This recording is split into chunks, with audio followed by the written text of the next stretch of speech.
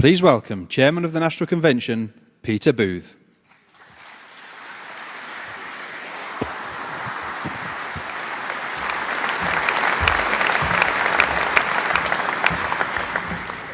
Good evening, Cheltenham. This is the 6th of our hustings on our national tour, and we're at the halfway point, and we've been so far to Leeds, Exeter, Cardiff, Eastbourne and Darlington. And for me, it's good to be home in the southwest where I live, and I actually get to go home this weekend. It's so good to see so many southwest friends here tonight, and friends from around the country as well, particularly the southeast and the West Midlands. Welcome to the best region in the country.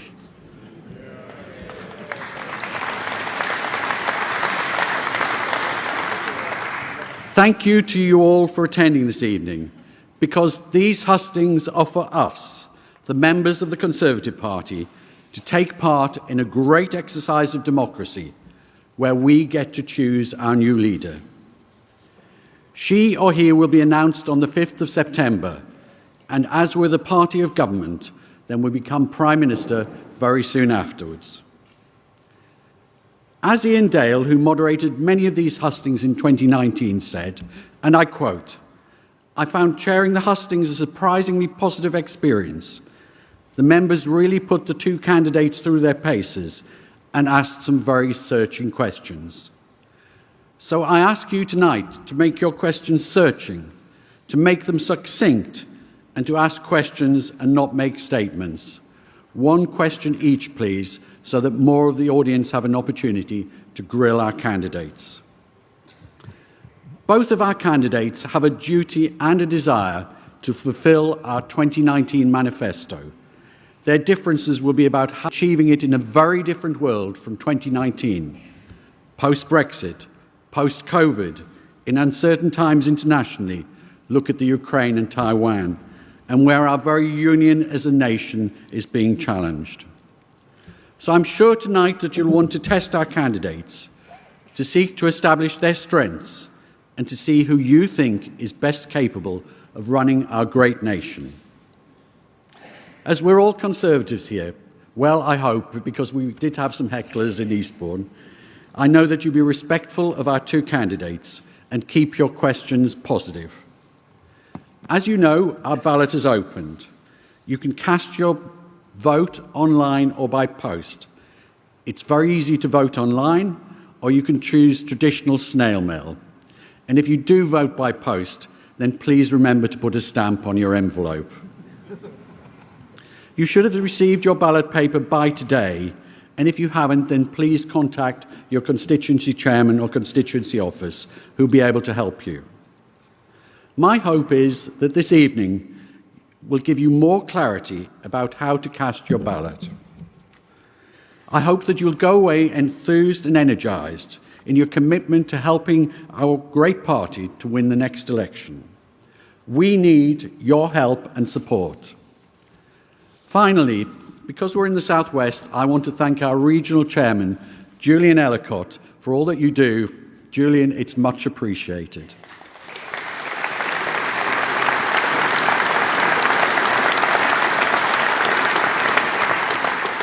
And now, ladies and gentlemen, without further ado, let's get on with the show. Please welcome Chairman of the Conservative Party, Andrew Stevenson.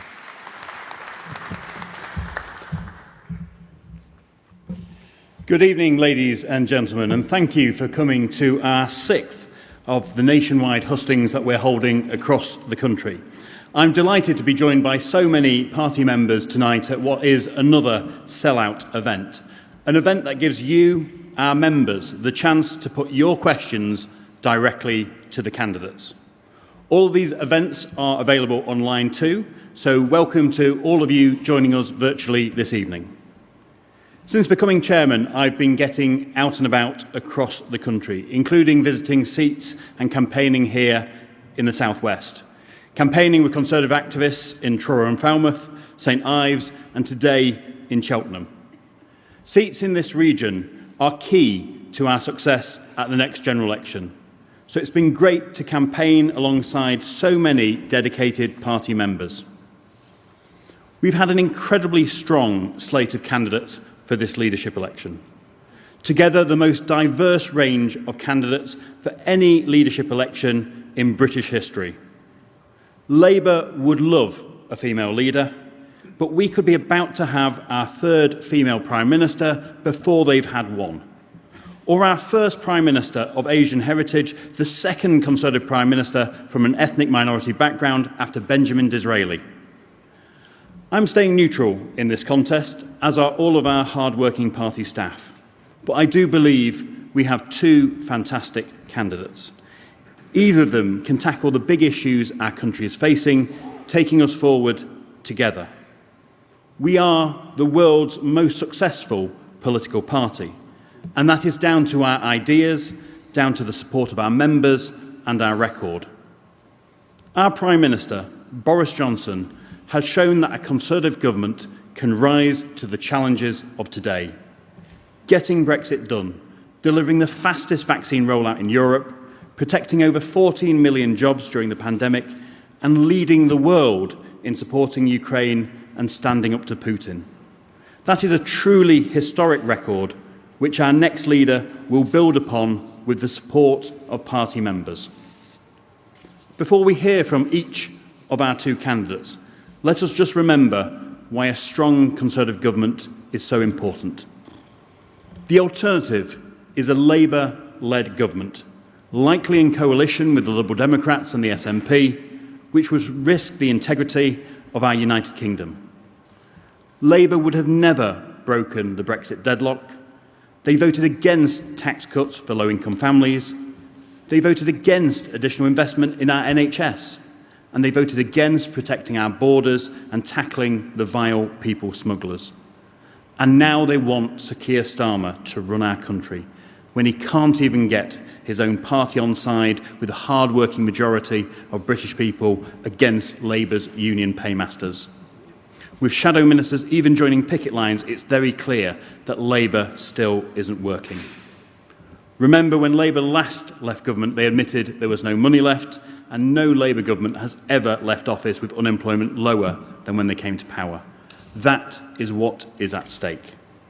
It is our next leader who will relentlessly continue to deliver for the British people, leading the way in standing up for our ideals and our partners on the world stage, uniting the country and uniting our Conservative Party. I know that you all want to hear from the two candidates to help you decide who to choose to lead our great party and our country.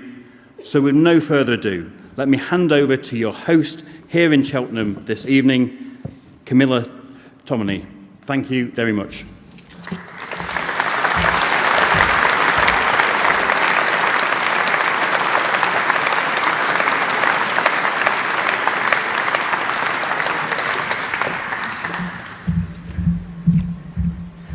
Wow, it feels a bit like being in a boxing ring, this, doesn't it? It's lucky they're not going head to head. I'd have to be a referee, I think, with all the briefing that's been going on.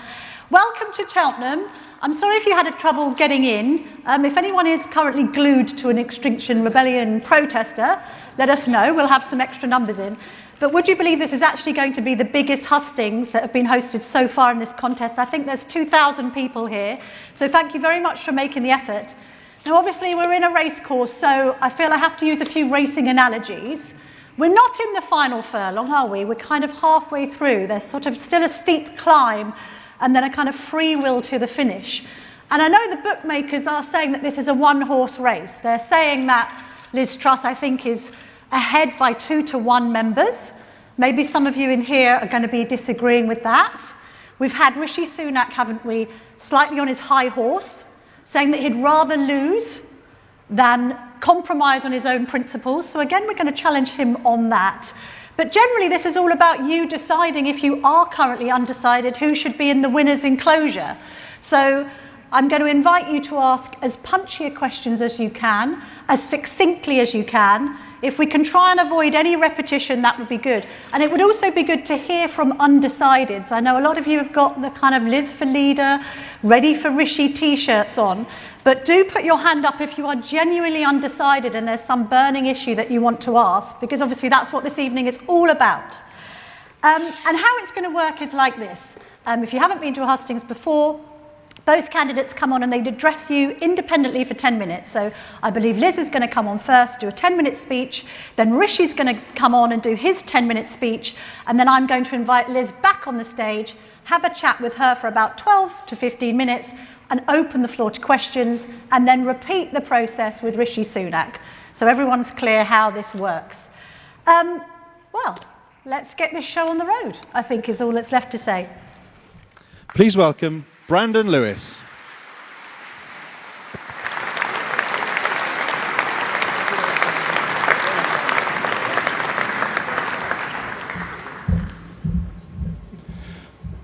Good evening. It's fantastic to be here in Cheltenham, and I'm here to introduce Liz Truss for you this evening. I first got to know Liz when we were candidates together ahead of the 2010 general election, both of us Norfolk candidates.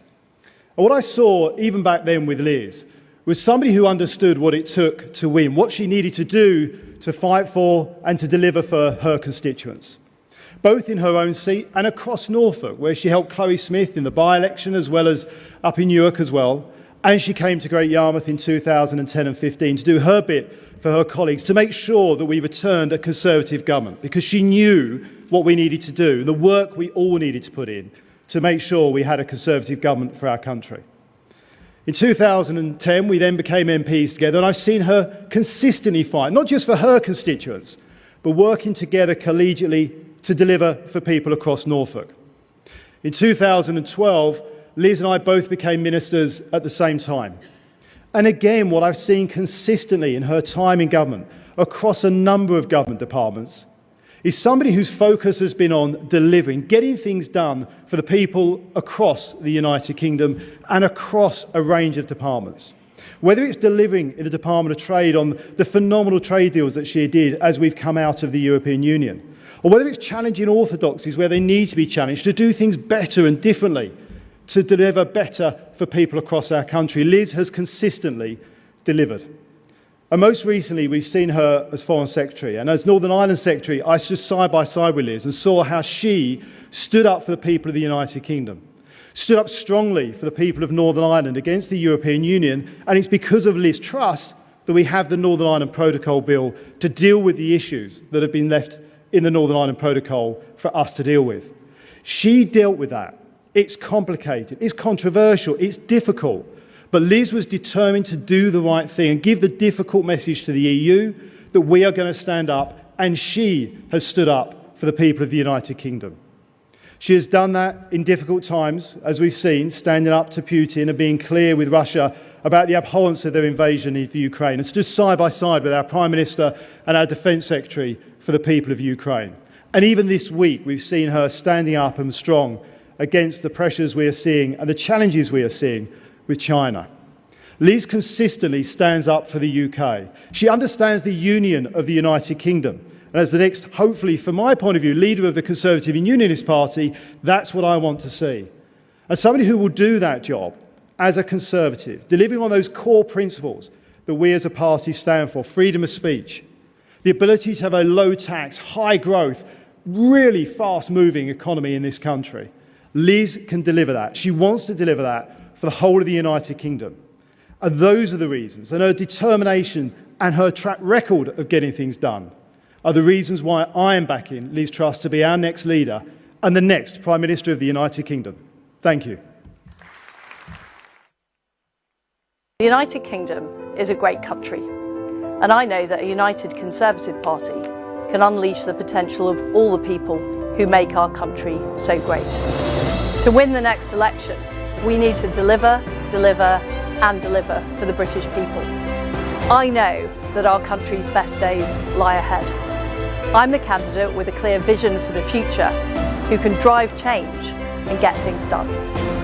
As Trade Secretary, I negotiated deals with allies like Australia and Japan, creating opportunities around the world for British business. And as Prime Minister, I will continue to deliver on the opportunities of Brexit. I will lead a government committed to core Conservative principles: low taxes, a firm grip on spending, driving growth in the economy, and giving people the opportunity to achieve anything they want to achieve, regardless of their background. I will work day and night to lead a party and a government that puts more money in your pocket and secures a better life for you and your family. I've consistently delivered when I have said I would. And I love our country. I want the best for us all, and I'm the person to deliver that. Please welcome Liz Truss.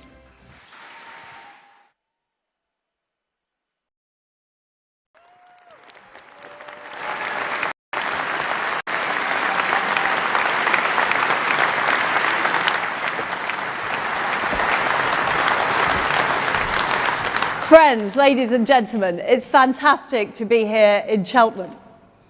Now, in 1996, at the age of 21, I joined the Conservative Party. But I have a dark secret that I want to share with you tonight. Before that, I was a member of the Liberal Democrats.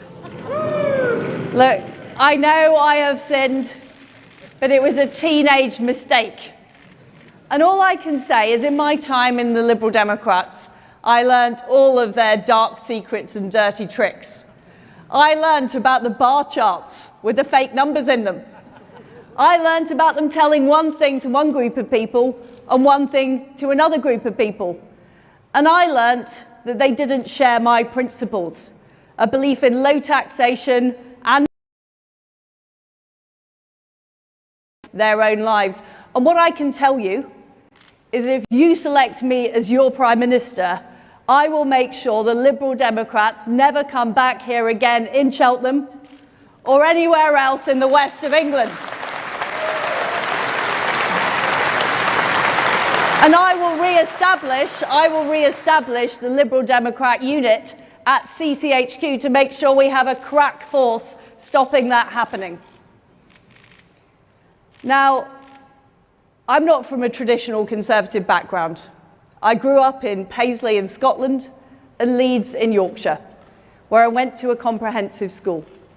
And at my school, what I saw children being let down by low expectations because of their background, let down by the left-wing Leeds City Council who preferred political correctness to making sure that all children understood English and maths, and let down by lack of opportunity in the area. And that's what made me want to go into politics, because I thought it was a huge waste, and I wanted something different for everybody in our country. I want everybody from all areas to have the opportunity to succeed. I want us to be an aspiration nation. But the fact is, we do face very difficult economic times. We have the aftermath of COVID. We have the war being perpetrated by Vladimir Putin in Ukraine, and we have an energy crisis. And this comes after 2 decades of relatively low growth here in Britain. And my friends, I do not think we can carry on with business as usual. We need to do things differently. We need a bold plan for growth. And that is what I would deliver as your Prime Minister. First of all, I'd unleash the full potential of Brexit, getting all of the EU laws off our statute books by the end of 2023.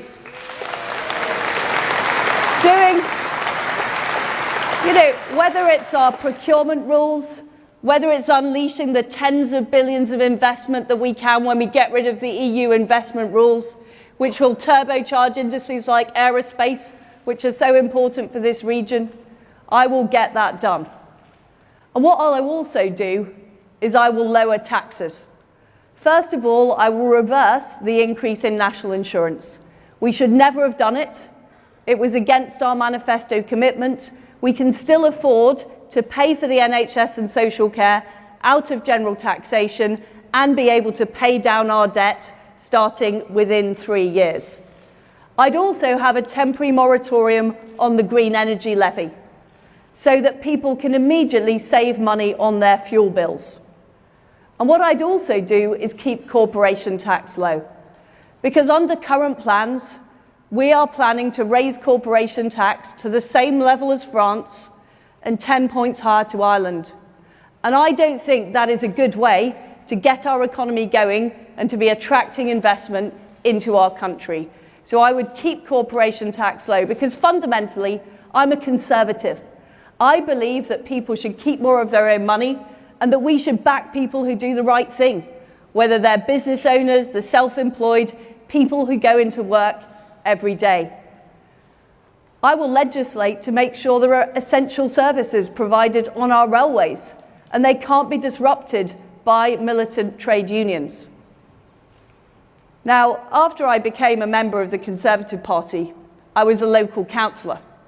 And one of my jobs as local councillor was sitting on the planning committee.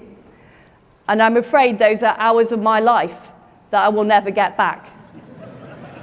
Because every decision we tried to make, we were told we couldn't do it because of the planning inspectorate in Bristol or because of the top-down targets from Whitehall. So what I would do is legislate in the Levelling Up Bill to remove those top-down targets and to give local communities decision-making over house building. And what I would also do is make sure we're levelling up in a Conservative way.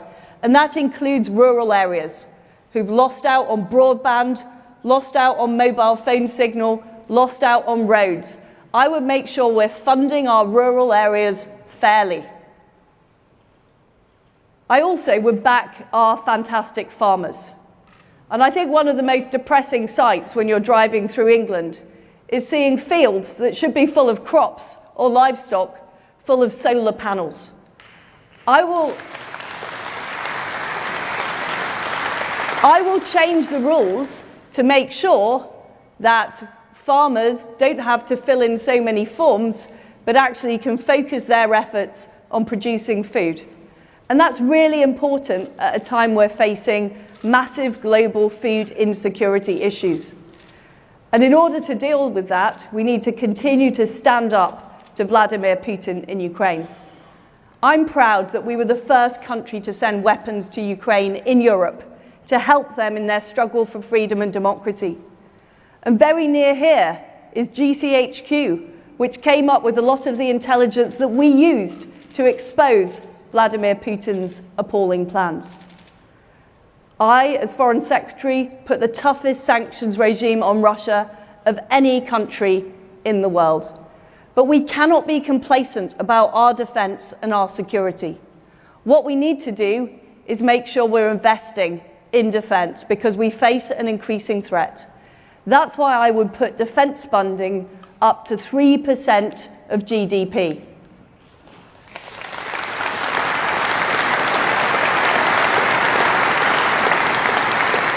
I'll also make sure we tackle the small boats in the English Channel. I supported Priti Patel in the Rwanda scheme. And I want to extend that scheme to more countries. And I will also make sure that British legislators cannot be overruled by the ECHR. I will legislate for that. I will legislate for that in the British Bill of Rights. I'm determined that we should stand up for freedom and democracy around the world. But I'm also determined that we should stand up for it here in Britain. Now, I'm a plain talking Yorkshire woman, and I know that a woman is a woman.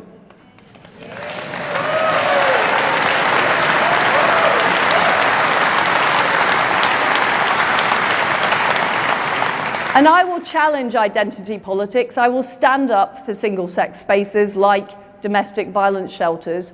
And I will make sure that our culture in public services and in the civil service reflects the views of the vast majority of people in Britain.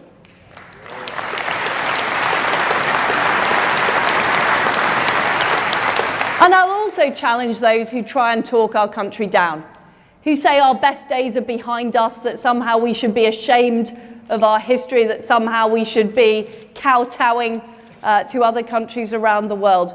Quite the opposite is true. I have huge respect for the United Kingdom and what we offer. What we need is a bit more respect for ourselves and our values. And we need to make sure that we don't allow the doom mongers to talk us into a negative cycle. I'm somebody who, as Prime Minister, will deliver for the whole United Kingdom. I've shown that in the jobs I've done, whether it's the dozens of trade deals at the Department of Trade that people said wouldn't be possible, whether it's the Northern Ireland Protocol Bill, which got a lot of resistance in Whitehall, but was the right thing to do, to make sure that we protect the Belfast Good Friday Agreement. And I'm not somebody who takes no for an answer. I keep pushing and I keep pushing until I get things done. And I think that's what the people of Britain want to see. We had a great manifesto in 2019. We promised all kinds of fantastic things, but we need to deliver the doctors and nurses. We need to deliver on our promises on immigration. We need to deliver on our promises on the economy. We need to deliver on unleashing opportunity right across this country, rural areas, urban areas, north, south, east, west. We need to deliver on all that. And I am the person that can do that. And I will be able to beat the declinist Keir Starmer, who is yet another North London Labour leader who simply doesn't understand the British people are aspirational, that they want better for their future and they want better for our country. And I will be able to defeat the Liberal Democrats because we will have a positive vision for our rural areas. We will have a positive vision for unleashing opportunity right across Britain. And we will be able to win the general election in 2024 and deliver right across our great nation. Thank you. Thank you.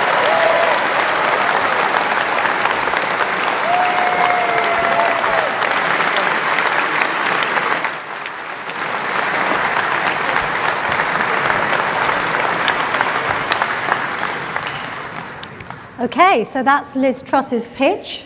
We're going to hear from Rishi Sunak in just a moment. There's just a few technological, I don't know, things that need to go on in the background, so I'm just going to fill in for a minute by saying, don't forget that we're covering all of this on The Telegraph. I have to give The Telegraph a plug, not least because my editor is standing right in front of me. There's probably thousands of people now watching this on the live stream and equally on our YouTube channel, so you can access all of the hustings because we've got them on the Telegraph website even if you can't physically be there. And without further ado, I think we're now ready to introduce Rishi Sunak. Please welcome Alex Chalk.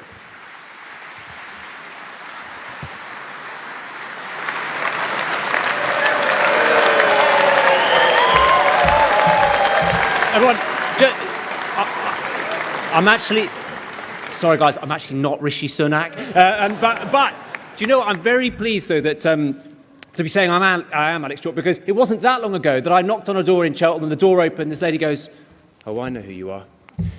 You might be better than your brother, but we don't want David Miliband here either, she said. And that, unfortunately, is a completely true story. Now, I am delighted to be here, to be welcoming you here to Cheltenham and to be introducing Rishi Sunak and to be giving him my 100% support. And in backing him, I'm not just one of five of the six Gloucestershire MPs who know him and have worked alongside him for many years, people who have fought Liberals and Labour. I also stand with great Conservative thinkers who have come to Cheltenham to speak at the Literature Festival. Think William Hague, think Daniel Finkelstein, to name but two, but also Conservative titans of our party. Nigel Lawson, Norman Lamont, Peter Lilly, Michael Howard. Now, we all see in Rishi, as William Hague so powerfully said, a rare find in British politics. A man of exceptional ability, intellect and emotional intelligence. A man who, by the way, had the gumption to deliver a furlough scheme that the IMF said was the best in the world.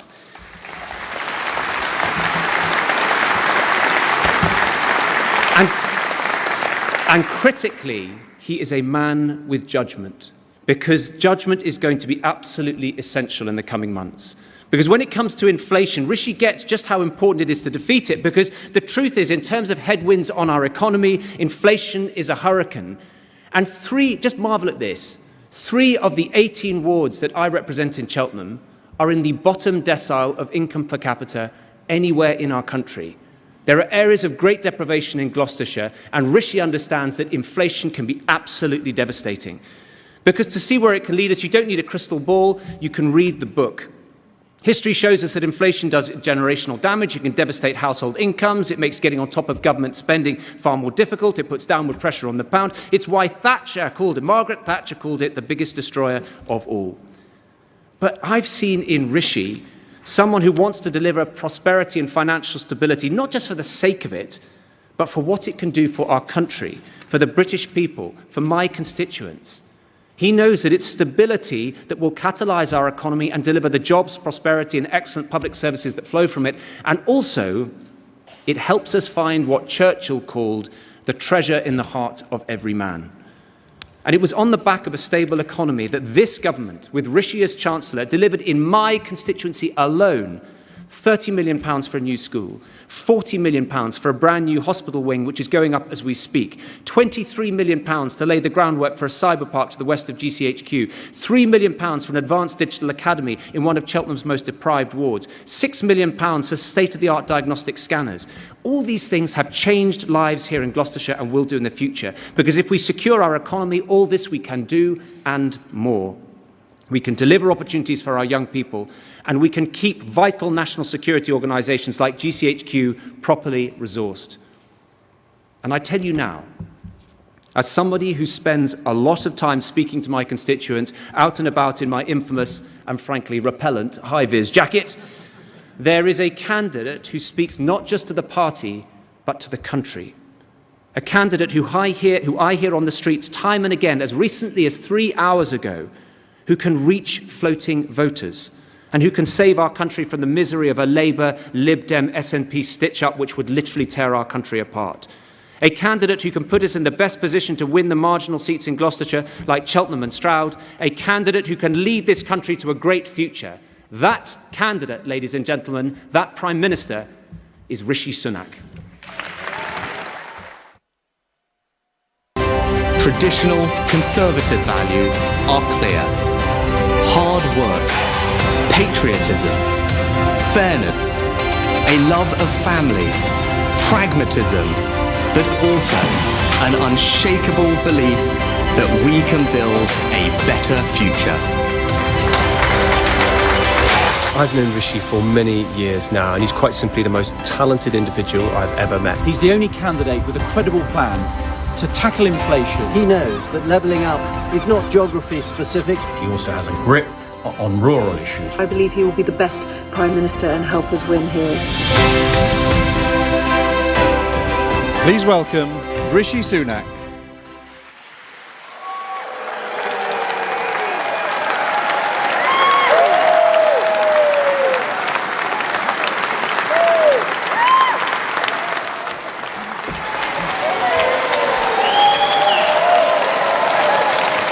Good evening.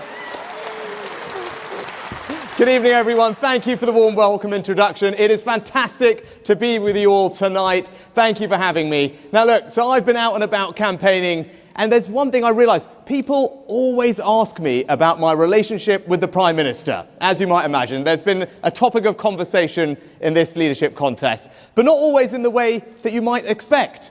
Just the other day, this lady came to me and she said, "You know, you and Boris are very different, aren't you?"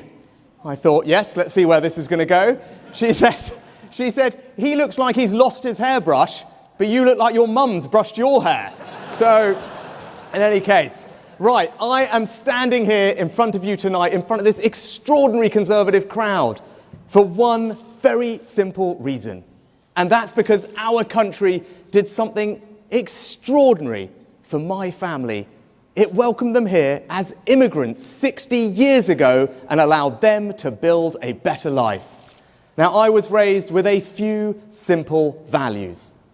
First is that family means everything to me, because the bonds of family are far greater than anything any government could ever hope to replicate, and we as Conservatives must never ever forget that.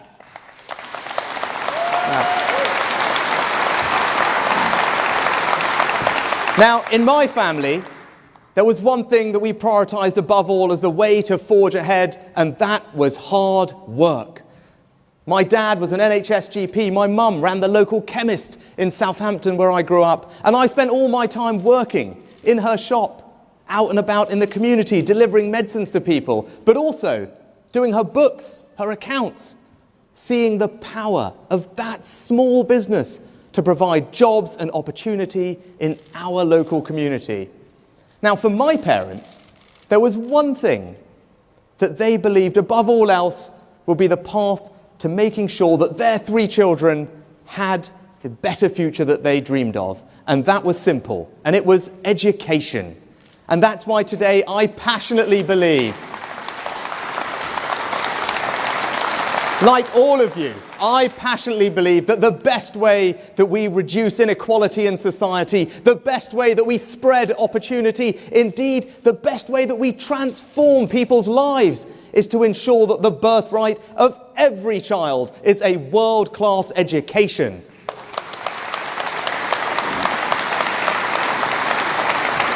So that in a nutshell are my values: patriotism, family, hard work, service, aspiration. And I know, as I look at all of you, that those are your values too. And that's because they're conservative values. And that's why I want to be your leader and PM, to put those values into action to build a better Britain. And just as our country allowed my family the ability to provide that for me, I want to do the same for everyone, for your children and grandchildren, and make sure they have those same amazing opportunities too.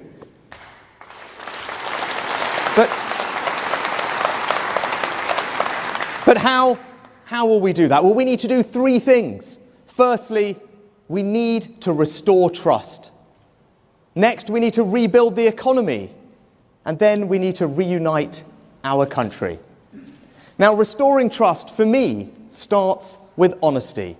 And as you can see in this leadership race, I haven't always said the things that people may want to hear, but I've said the things that people need to hear, because our country faces real challenges.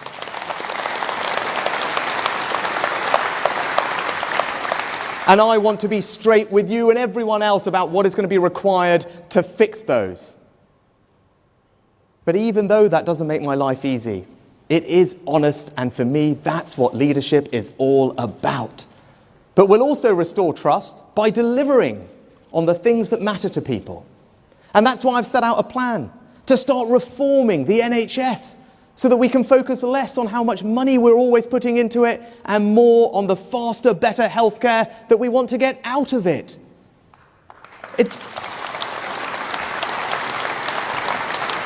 It's why I want to make sure that we restore trust with our rural communities.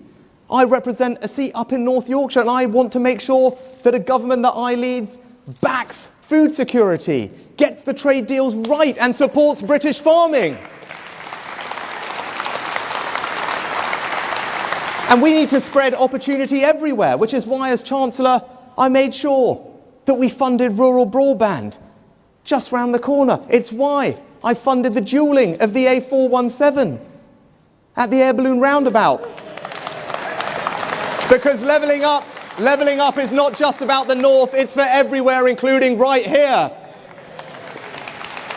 But it's also why I've set out a radical plan to finally tackle illegal migration. Because for too long, all of us have watched on our TV screens people coming here illegally in boats, and it is wrong and it must stop. Now, we are a proud, compassionate country that will always welcome those who need our help, welcome people like my family, but they must come here legally and properly.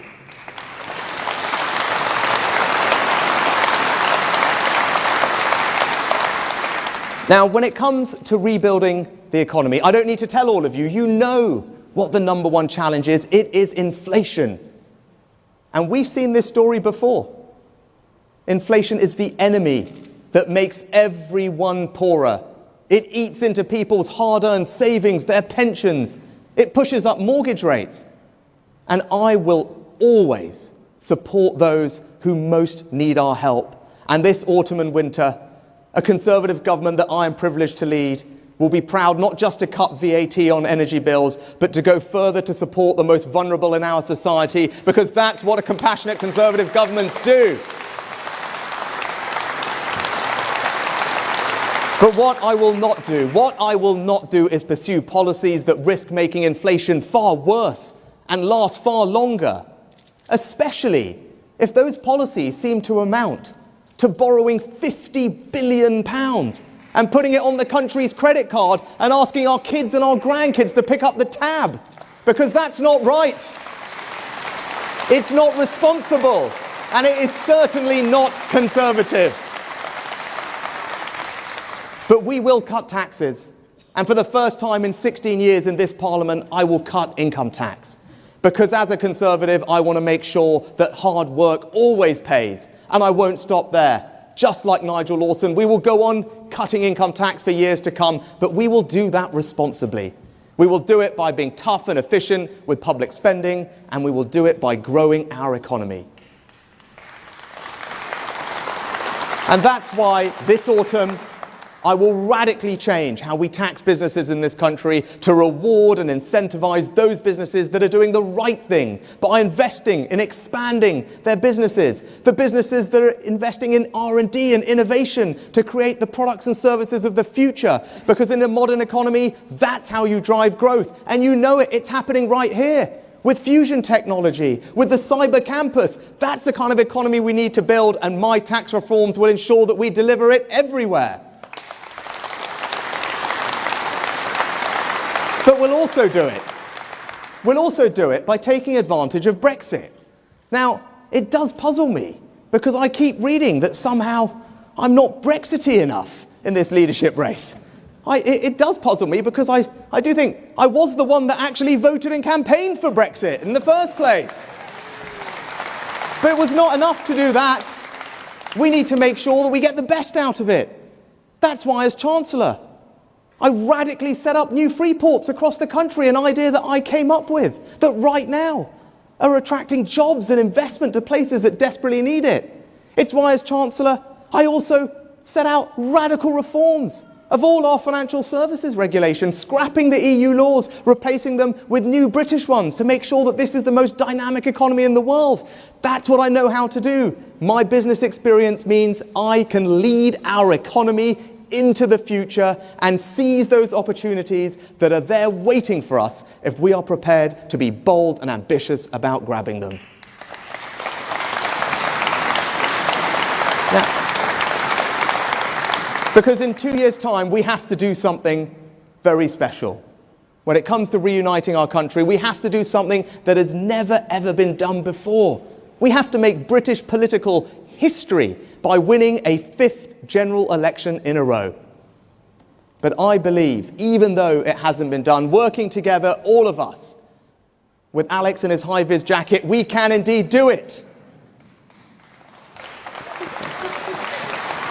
But, as you know right here in Gloucestershire, it means that we have to appeal to swing voters everywhere, in urban areas and rural areas, in Brexit areas and Remain areas, in Liberal-leaning areas and Labour-leaning areas. And I passionately believe, and the evidence supports, that I am the candidate that gives our party the best opportunity, not just here in Gloucestershire, but across the country, in beating Labour and the Liberals and ensuring that Keir Starmer never walks through the door of 10 Downing Street.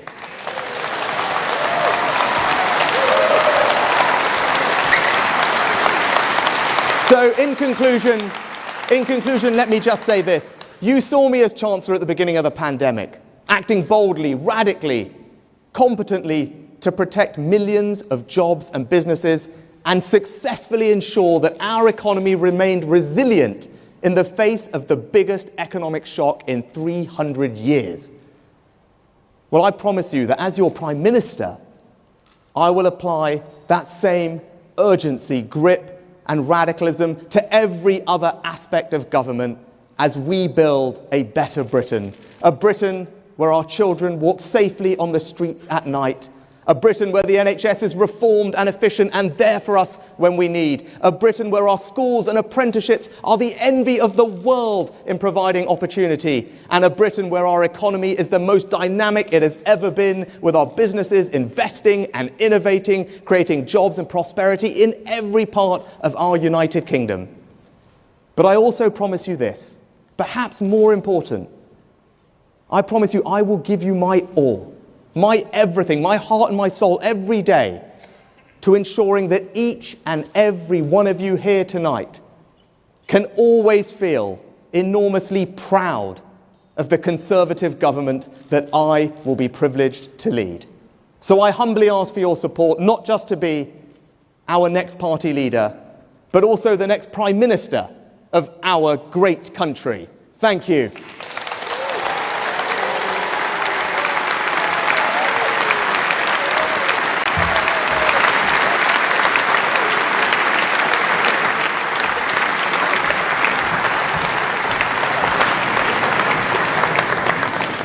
Okay, so those are the pitches, but we're obviously going to delve into the detail. And with that in mind, I'd like to welcome Liz Truss back onto the stage.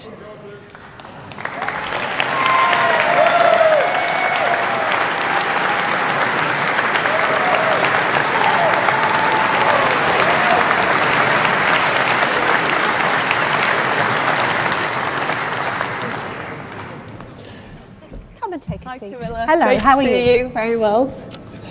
Come and sit down. Right, let's get into the most burning issue of the day, the week, the month, the time and the summer.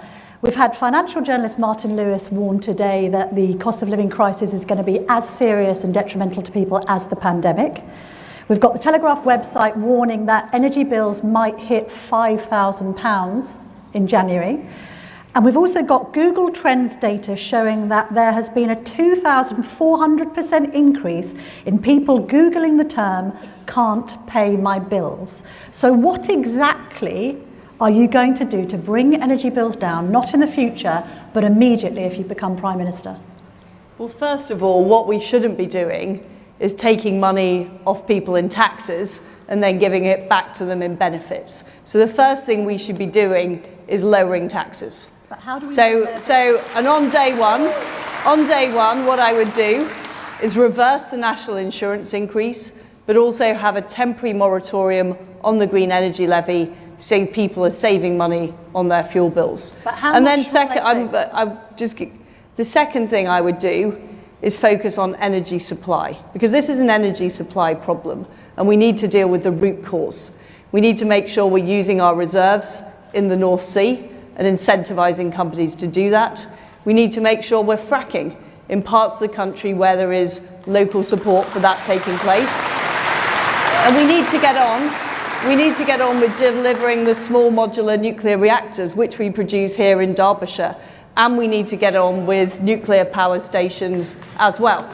So we need to press ahead with all of those supply issues. As Prime Minister, I would make sure I am working with the energy companies to get that supply on as quickly as possible and make sure we're dealing with the issue of high costs. Now, of course, we always need to make sure that we are helping people and supporting people, but fundamentally, the key to being able to do that is having economic growth. And we are currently forecast to have a recession. We have the highest taxes in 70 years. And if we allow a recession to happen, and I think there's a real danger of us talking ourselves into a recession at the moment, we will be in a much worse position later this year and next year. So getting economic growth going, doing those post-Brexit regulatory reforms, keeping taxes low is vitally important to be able to stabilise the economy so we are able to do all we can in these very difficult circumstances. Okay, so I think people are very clear on your desire to cut taxes. Let's clarify the point you made about handouts. Are you for them or against them? Camilla, what I have always said is my first preference is always to reduce taxes. I do not like the Gordon Brown style economics where you take money off people in taxes and give it back in benefits. And at the moment we're all paying taxes. We're all paying taxes on the green energy levy on our fuel bills. What I can't do though is I can't write the Chancellor's budget before I've even been selected as Prime Minister, and I think that would be wrong. We need to look, I think this is important, we need to look at exactly what the situation is in September. We need to look at what measures we can take, both on taxes and supply and other measures. But what I am not going to do is announce the results of that work now, because I'm not Prime Minister. I haven't yet been selected as Prime Minister. If you were, and we know that's your clear ambition. What I've laid out, handouts for people who are desperate? What I've laid out is my first port of call is always reducing taxes, because I think having a money go round where you take off money and taxes and give it back in benefits is fundamentally a bad approach. More immediate and my help. second port of call is dealing with the supply issue. Fundamentally, the problem we face is that prices are too high, and if we keep just the answer to every question is raising tax, we will choke off economic growth and we will send ourselves to penury. And I think that's a massive problem. Although the IFS has warned today that because of inflation, the government is likely to lose about 40% of its spending. So how can you actually afford tax cuts? You take away the levy, and then what happens to the pay rises that have been promised to doctors and nurses, for instance? Well, actually, what about social care? The Treasury is currently making more money because of inflation out of taxes. So there are various impacts inflation has on the economy, and inflation is projected to peak at the end of this year and is projected to come down. It's been caused by a supply shock. And I think it's a spiral to take place, that we do keep control. And what we know is that when you raise taxes too high, you actually cut off growth and you cut off revenues. So last time we reduced corporation tax, we actually increased the revenue. So it's a false economy putting up taxes, and it is part of the Treasury orthodoxy to believe that if you put up taxes, you'll get more money in. That isn't necessarily the case. What we often see is growth cut off, people don't want to invest, people don't think Britain is open for business. And I am somebody who is low tax, pro-growth, pro-opportunity, and I want a Britain that's open for business. I want to unleash this investment. And that is vitally important, to be able to have the money to afford what we need in the public services, to be able to afford to cut taxes in future. But are you low tax and high borrowing then? Rishi Sunak's just suggested that some of these tax cuts are going to cost £50 billion, and it's going to be put on the credit card of, I suppose, our children and grandchildren. Is that the case? So my tax cuts, and by the way, one of them isn't a tax cut, it's not raising a tax.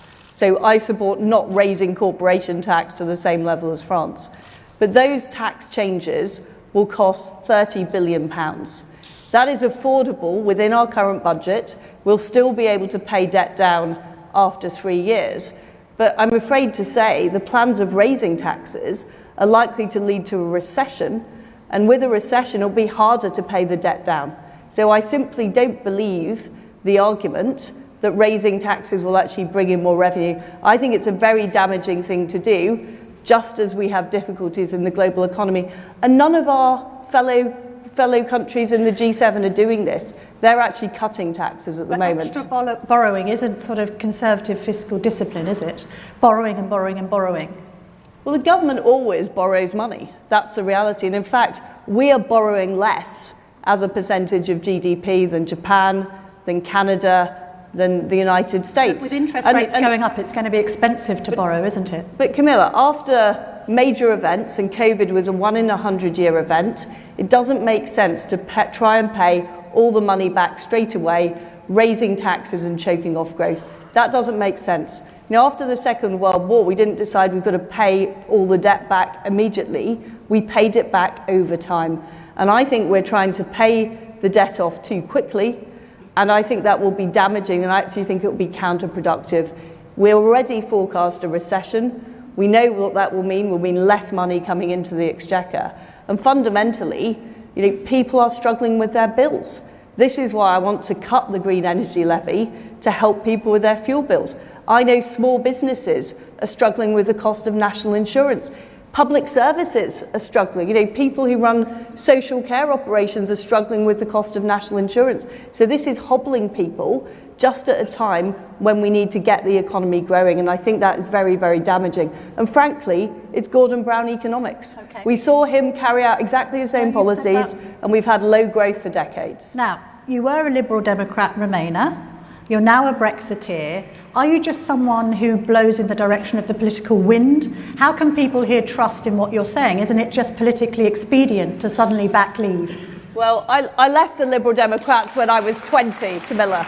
And I think we all make mistakes as teenagers that we might regret. Some people drink too much, some people take drugs.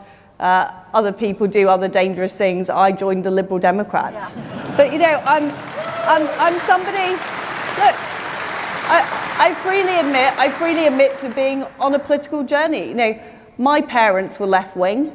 My first political experience was age 8, being taken on a CND march, you know, campaigning to ban the bomb with my mum. Yeah. And over time, I learnt to think for myself, and I thought I don't agree with that.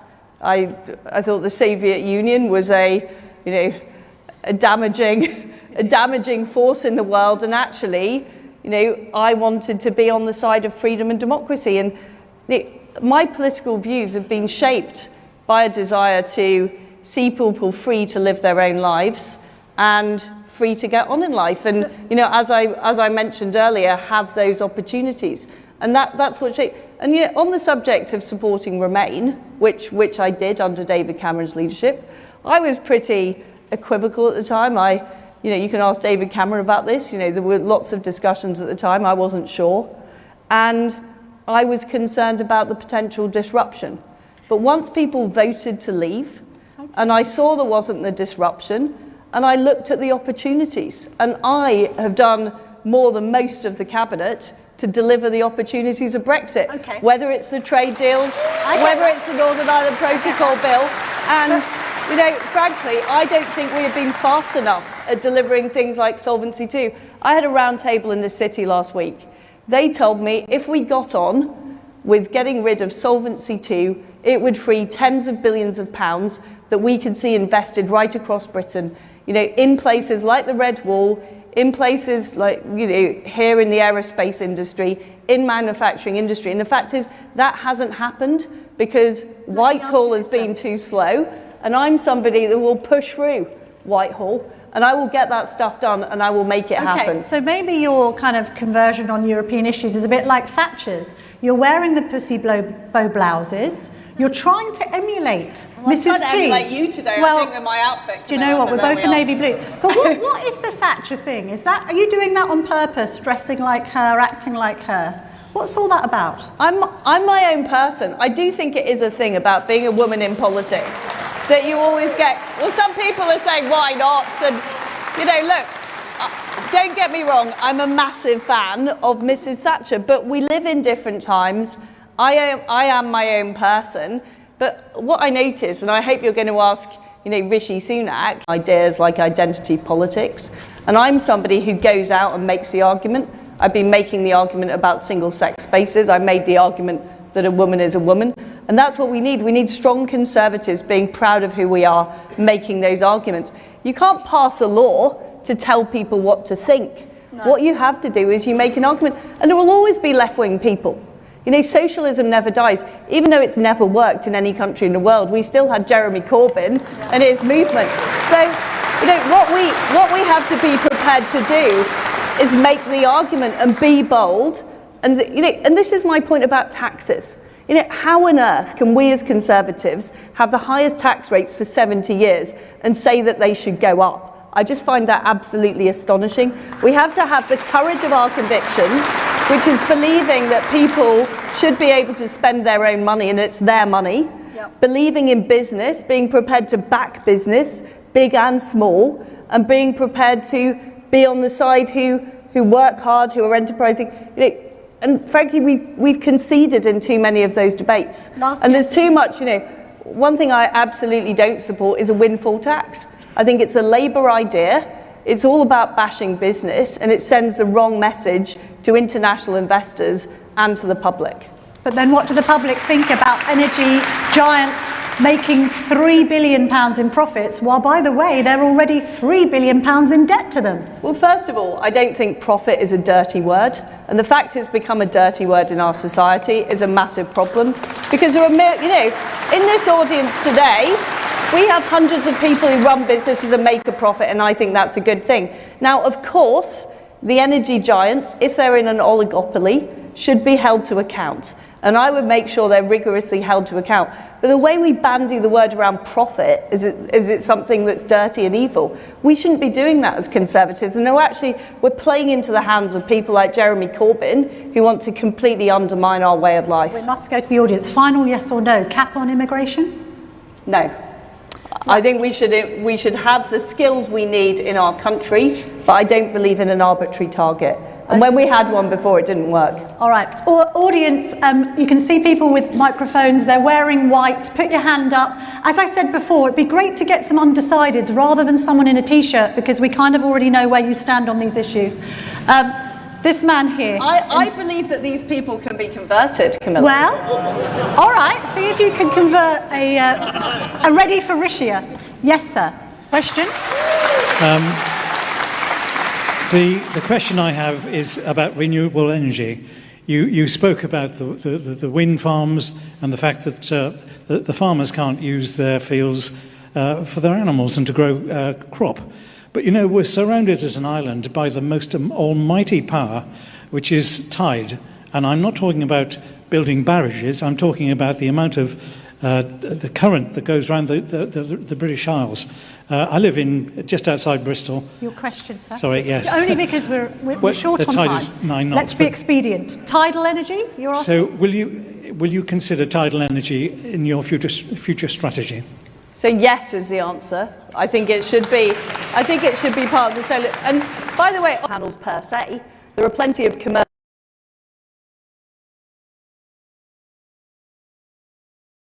And by the way, on solar panels, I'm not against solar panels per se. There are plenty of commercial roofs in Britain where we should be putting solar panels. But where they shouldn't be is on productive agricultural land that should be used for food production. So there's a place for all these technologies, but it needs to be the right place. Okay. Let's have a look round. Just going to get a lie of the land. The lady on the end there with her hand up there and the glasses on her head. Thank you very much.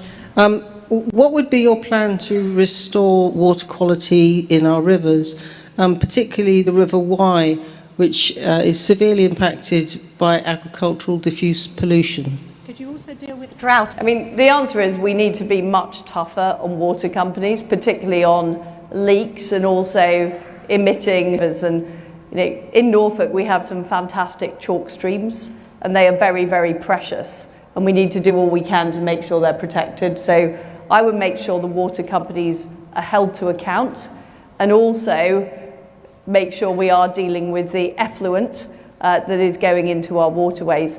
And what we still have on our statute books, we still have EU environment law. And what I want to do is look at the specific flora and fauna in Britain and how we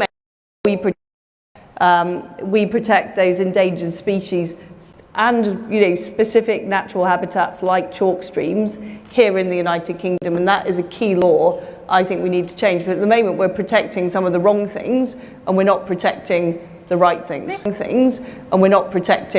This water company target that was set several years ago to reduce this wastage by 16%. It's not high enough, is it? Why should our bills go up if the water companies can't keep the water in the pipes? I agree with you, and I think the problem with a lot of utility regulation is we were one of the first countries to privatise utilities, and we created these regulators, but over time they have become less effective at doing the job, and in some cases they're actually not promoting enough growth and competition as well. So I would review the regulators and how they're operating to make sure they are much more effective. But you're right, water is a natural monopoly, and we've got to be tough on the water companies to do the right thing. The chap here in the blue jacket, please.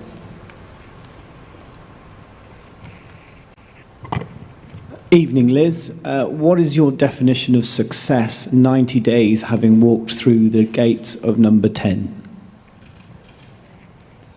So I think the crucial issues we face at the moment, number one is the economy, and relieving the burden of people of the cost of living will be very important. I want British businesses and British people to understand we're moving in the right direction and the pressures are being reduced. So that's a very important priority.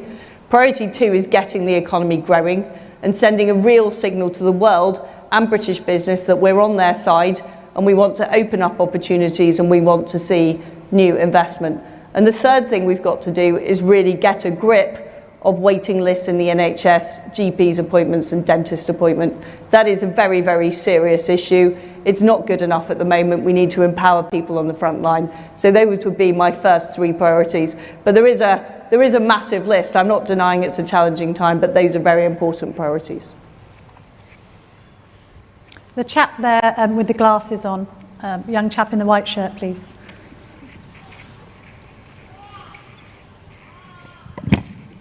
Thank you. Liz, blending hydrogen into the gas network could diversify UK energy supplies, giving access to hydrogen mega projects around the world. Trials undertaken in the UK by the High Deploy project have already conclusively shown that domestic gas appliances can operate safely with up to 20% hydrogen with no disruption to consumer, reducing emissions in a conservative way. So, industry are ready to get on and do this, but they're being held up by uncertainty from government. So if you are elected as leader and PM, will you in your first 100 days make a formal policy decision to change regulations, allow blending of hydrogen into the network and let industry get on and safeguard our energy security? Thank you. You've just made a fantastic point. I think hydrogen is very important. It does work with natural gas. We can use a lot of the same infrastructure, and I support what you're saying. How quickly would you want to start fracking? Well, I would want to get on with all, we've heard about tidal power, we've heard about hydrogen, I've talked about small modular reactors. There's also more gas to be exploited in the North Sea, which I think we could get on stream pretty quickly. And I would want to move as fast as possible with all of those solutions, because energy security is an absolutely key priority, as well as keeping prices low for consumers. And my view is, rather than, and this is the point I'm making about people talking about subsidising consumers, of course, we always need to make sure that people are able to live in our society, that they are able to get by. But we've got to look at the root cause of what these energy costs are and why they're being generated and what we can do to deal with these supplies. And frankly, we've been too slow. We've been too slow on nuclear, we've been too slow on hydrogen, we've been too slow on these other technologies. So I would get them going as soon as possible. The lady over there, second row in. Sorry, I'm making the guys in the hoodies run around the auditorium. You're getting your steps up, don't worry. Liz, I gather you are a Remainer, and I have to applaud you the way that I have seen on the TV you racing around the globe making trade deals and whatever. But I don't seem to read about the trade deals and whether they're working. Can you tell me how many are actually up and running, totally confirmed, and actually giving a benefit to Britain? 70. I think there are just over 70. I think there have been a few more signed since and we were working right up to the 31st of December, getting those in place to make sure that businesses could continue to trade and in some cases could get better deals than they'd had under the EU. But today we're sponsored by the Telegraph, and I would love the media to spend more time talking about trade deals. About trade deals. Yeah, You've written for us on trade deals. I have written for you on trade deals, but the point is that what trade deals is they open the door for business, but then we need to help businesses actually get their products into market. We set up the export support service to help do that. But I would love to see the press write about that rather than about political rows. But you happy with the press this week because you've had a bit of a go at us? Well, I had a go at Tom Newton-Dunn, but right. You're asking. Thank you. The lady over there. She is, isn't she? I'm sorry, she is. The lady over there with the spotty dress, I think. Thanks, and thanks, Liz. I think everybody in this room and Conservative members around the country are going to come behind whoever is our next leader and Prime Minister. So my question to you... My question to you this evening is, when it comes to the general election in 2024, or whenever it comes, what are the 3 things about you that are going to make sure that we bring swing voters along and hold on to the seats we won in 2019 and gain in other areas? Well, have an election before 2024. I think that's a very important point. And because we've got to deliver for people. And that is my number 1 point, that in 2019 we promised that we would deliver.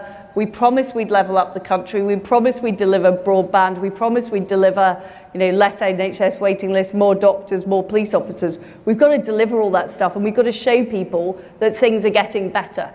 And that for me is about opening opportunities, getting more investment, getting spades in the ground, getting economic growth. And even though I'm a pretty fast mover, I appreciate it will take some time to make that happen. So delivery is the number 1 point. The second point about me is that I don't make promises I can't keep. And I am a straightforward person who tells it like it is. And I think that is something that people across the country appreciate. And I've certainly found that when I'm travelling around and talking to people around the country. And the third way that I will win the next election is making sure we're using all of the Conservative team. During this leadership race, we've seen some fantastic candidates. I'm delighted that Penny Mordaunt and Tom Tugendhat are now backing my campaign.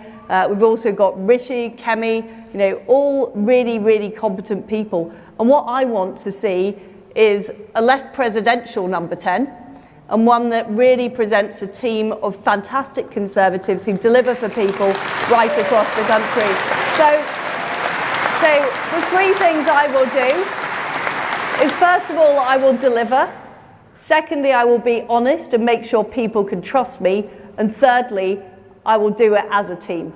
Okay, I'm looking at 4 minutes left on the clock. So let's have rapid fire questions and answers. A man is so eager for me to pick him there with the sunglasses on his shirt. There, stand up if you will, sir, and then he can see you easily. Here, sorry. There we are. He's got his, sorry. There we are. He's got his sunglasses on indoors, which is bold. Do you know that it's hotter in Cheltenham than it is in Florida today? Why aren't we staycationing after this? Well, we are. Well, we may as well. Let's go to the Cotswolds. Yes, sir. Thank you very much, Liz. Lovely to see you. You made 2 points about the environment, which received rapturous applause in here. And I have to say, as a Conservative voter for 9 years, it would receive the absolute opposite outside. Green levy is £150 off a bill. That does not touch the side, probably of most people in the room, their bills. And secondly, there is a question here. Secondly, you say you go past Farmer's Field and you're horrified to see solar panels. You'll be even more horrified in a few years with drought, with crop failure, and everything else caused by the climate emergency. Cutting green levies now sends the wrong message to business, and it sends the wrong message to people. Yeah. Do you think... I do not believe we can tax ourselves to growth, and I don't believe we should tax ourselves to net zero. I want to achieve net zero, but I want to do it in a way that harnesses capital, that harnesses investment, that harnesses the City of London to actually invest in the new technologies. So we've heard about these fantastic ideas like hydrogen, tidal power, but I'm afraid things like the green energy levy are yet another example of us taxing ordinary people rather than finding new innovative ways of bringing businesses in, bringing investment in to solve what are technological problems. And I don't agree it needs to be that way. I was an environmental activist before it was fashionable. I campaigned in the 1990s to protect the ozone layer, and it was Mrs. Thatcher who signed the Montreal Accord to protect it. But we don't need to accept that environmental goods have to come through left-wing solutions. And fundamentally, I'm about investment and growth, not tax and spend. Thank you. The chap here, please.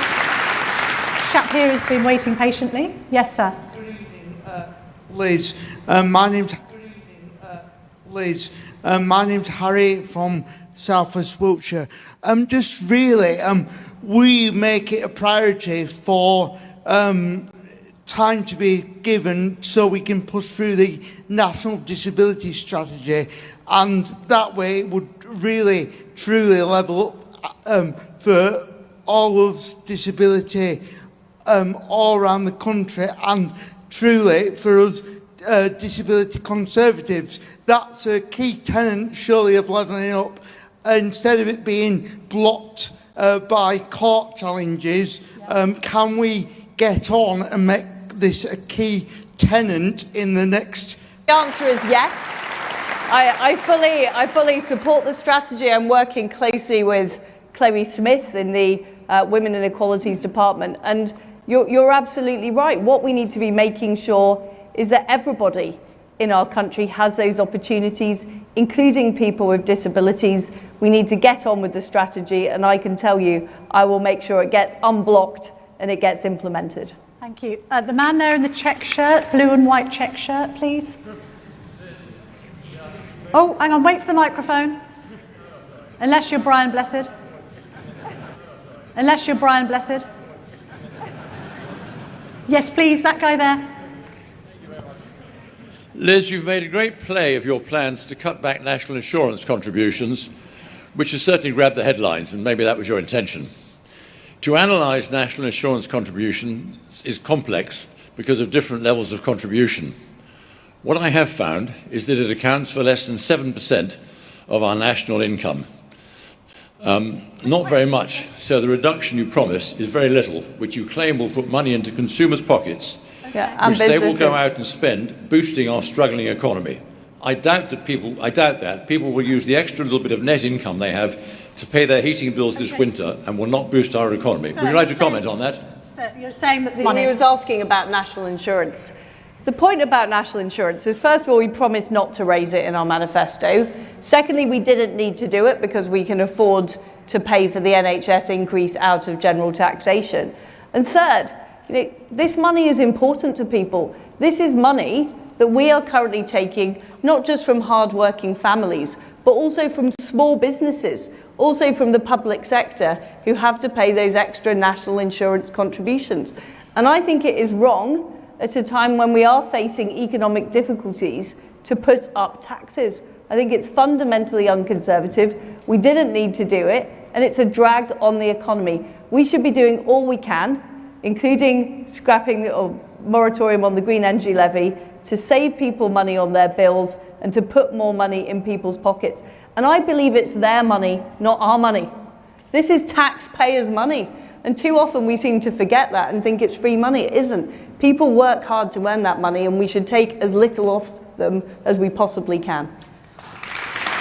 I can see that our time is up. Liz Truss, thank you very much. Thank and you. Good luck. Thank you.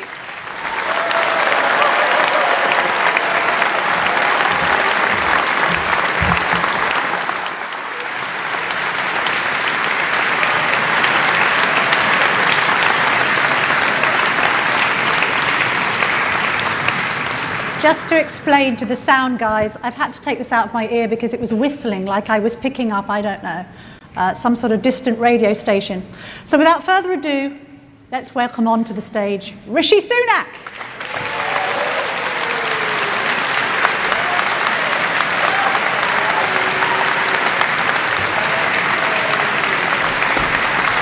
Hello, how are you? I'm very well, thanks. Take a seat. Here. Fantastic.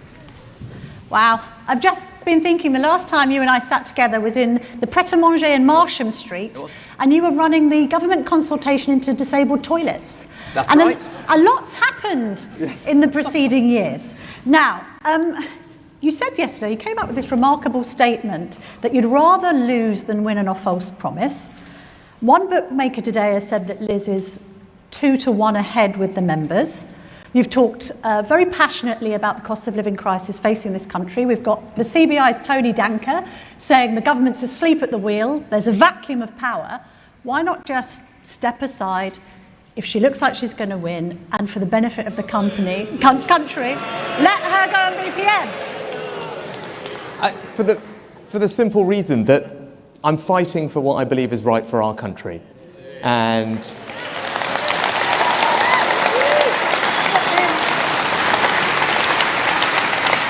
but then why do you think Chris Skidmore has defected from you to Truss then? Oh, well, look, I've got a lot of respect for all my colleagues. I'm still very proud of the fact that in the parliamentary stage of this, I led in every single round. I topped the ballot in every single round. I have the most support from members of parliament. And actually, it's not just numbers. If you look at it, it's a breadth of support that I'm proud about. It's from parliamentary colleagues from across the spectrum. People who voted for Brexit, voted Remain, urban seats, rural seats, newer colleagues, most experienced colleagues. I'm really proud to have all their support. And I'm going to, as I said, we're only halfway through this thing. I'm going to fight till the last day with everything I've got because I'm fighting for what I believe in.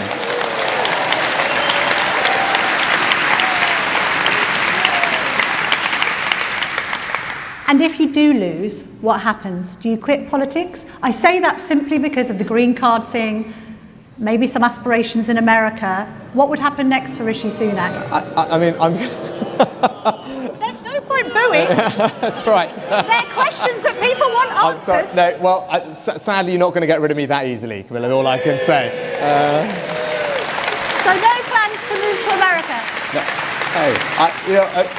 No. Several years ago, my members in Richmond, North Yorkshire, did me the enormous honour of selecting me as their candidate. And it is a great privilege to carry on representing them for as long as they'll have me.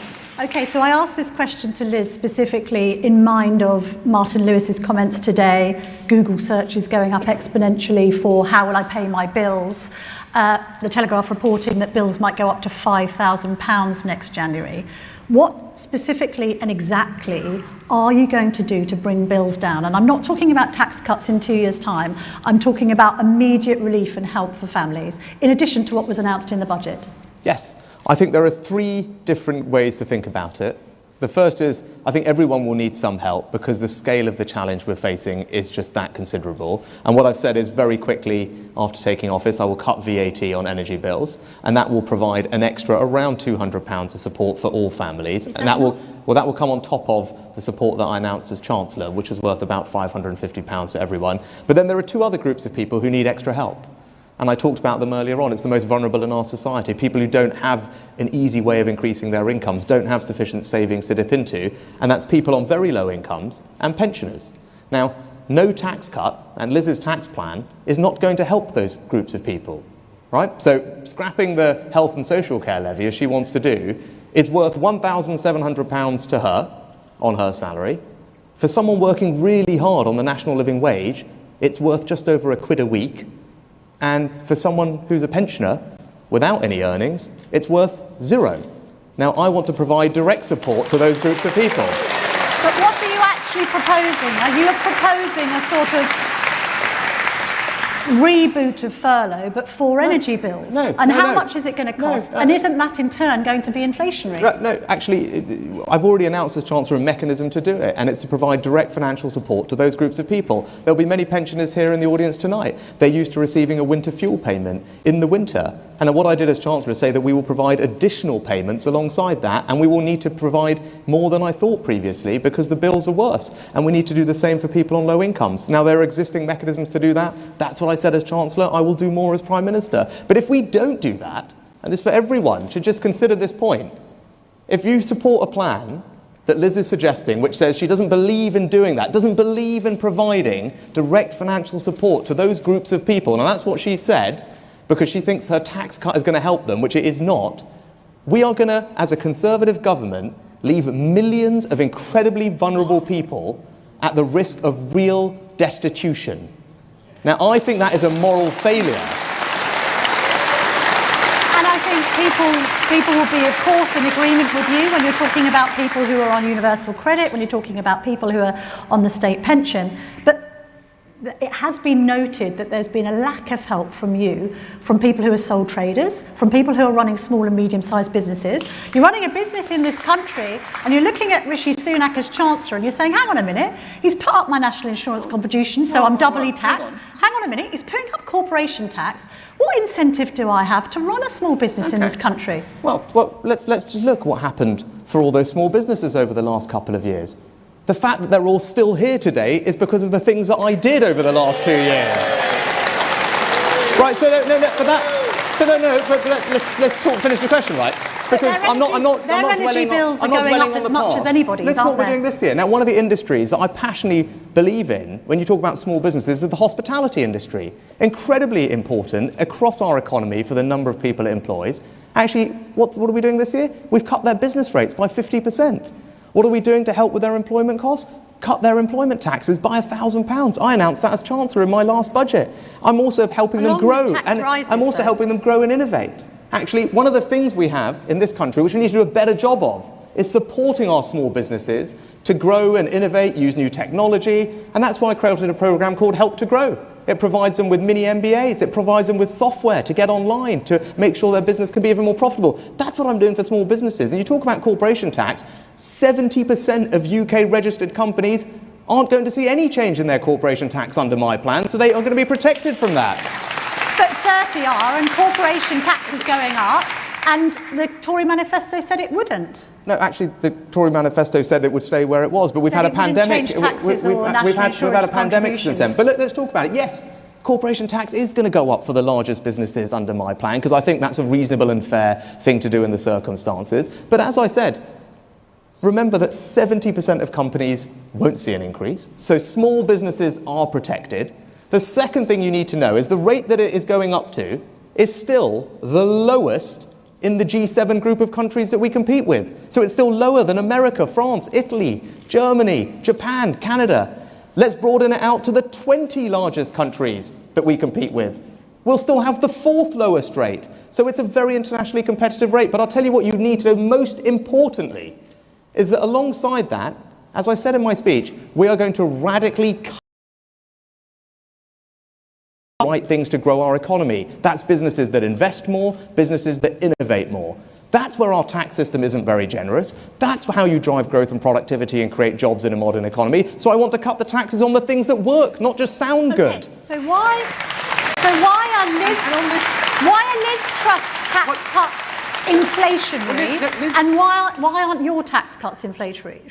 Because Liz Truss's corporation tax plan is simply wrong. We've tried it for 10 years. And let me tell you all, business investment in this country today is no greater than it was a decade ago. It hasn't worked, the experiment on corporation tax rate. It just simply hasn't worked. If you want to drive growth in a modern economy, you need businesses to invest. Business investment in this country lags almost every other advanced economy. Why? There are many reasons, but one of them is that our tax treatment of it is not generous enough, and that's why we should focus our tax cuts on the things that actually will grow our economy, and that's why it's not inflationary. If you cut taxes for a business that is expanding its factory, putting in a new production line, putting in robotics to increase its productivity, that's how you create more products in a country. Okay. That's how you reduce inflation, because they are proper supply-side tax cuts. What's confusing people, I think, is you sort of making a comment on the economy that you are in charge of. You know, why didn't you predict, for instance, the inflationary nature of quantitative easing?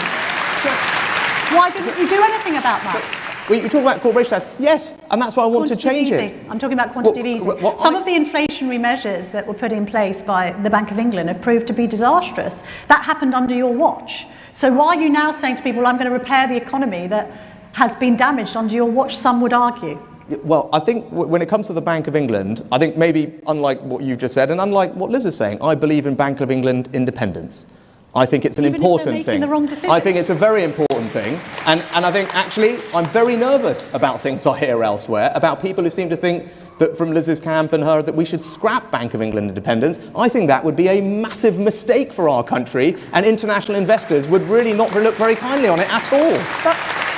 But what if the Bank of England does things that seem to exacerbate the problem rather than solve it?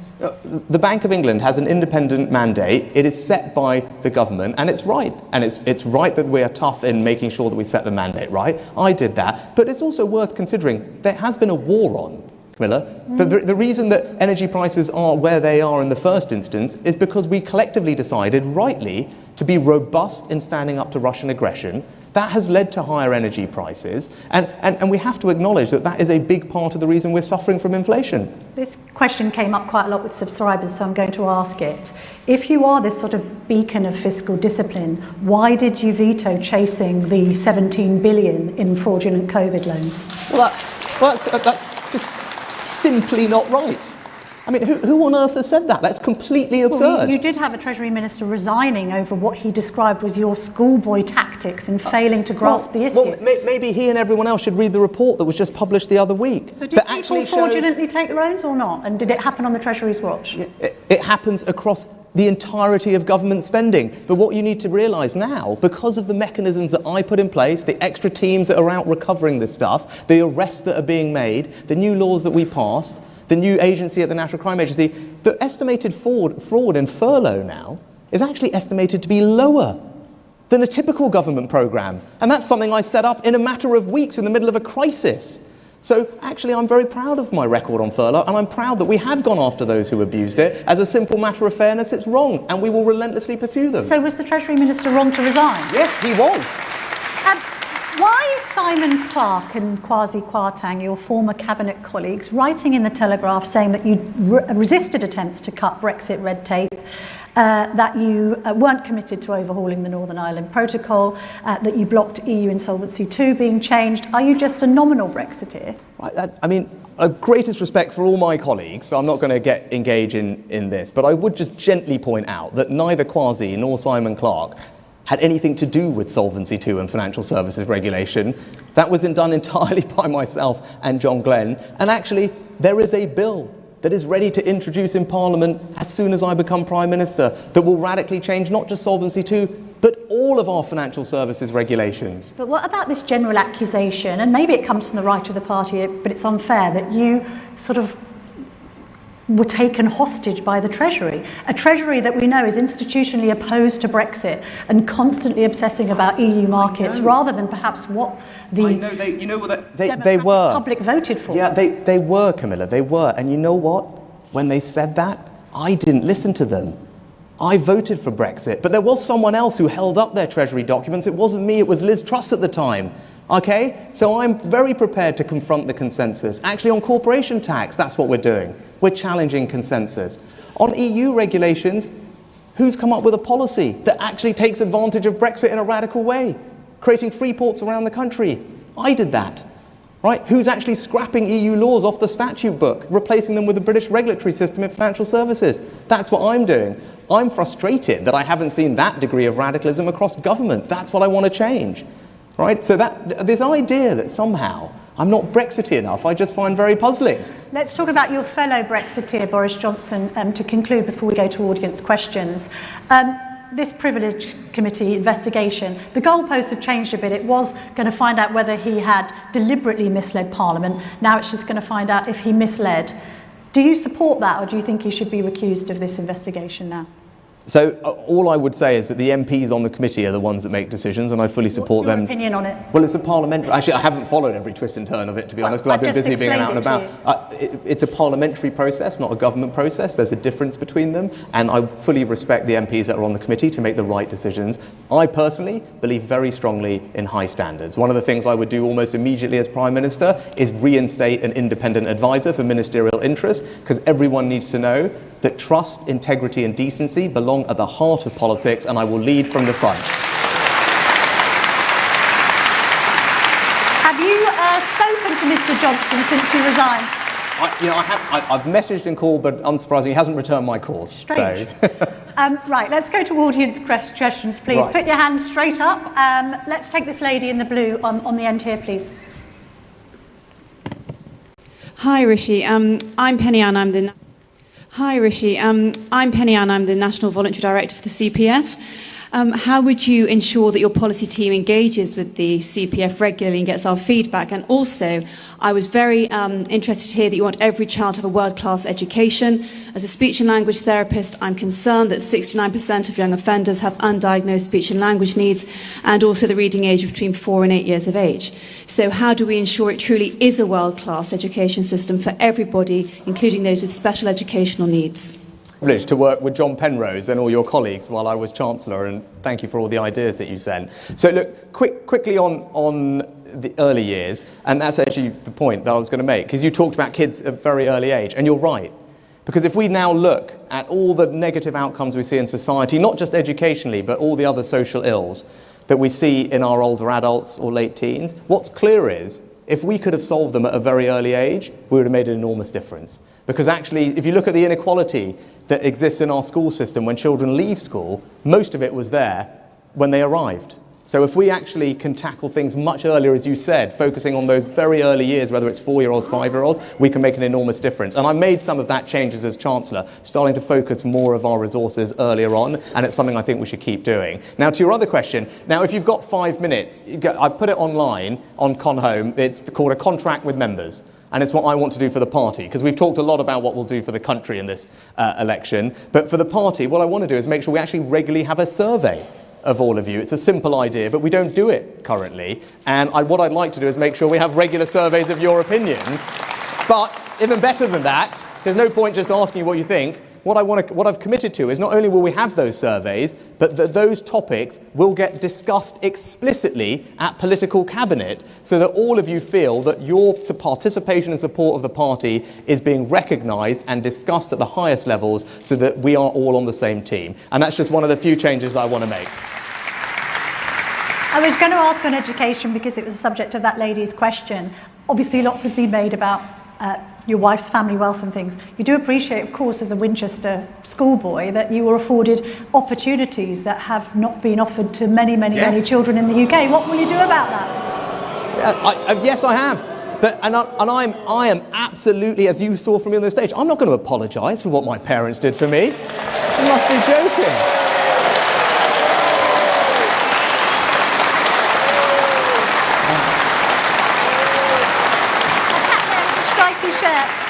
Stripy shirt. Good evening, Rishi. Good evening. So many. Good evening. So many of our public services just don't seem to be working. Yeah.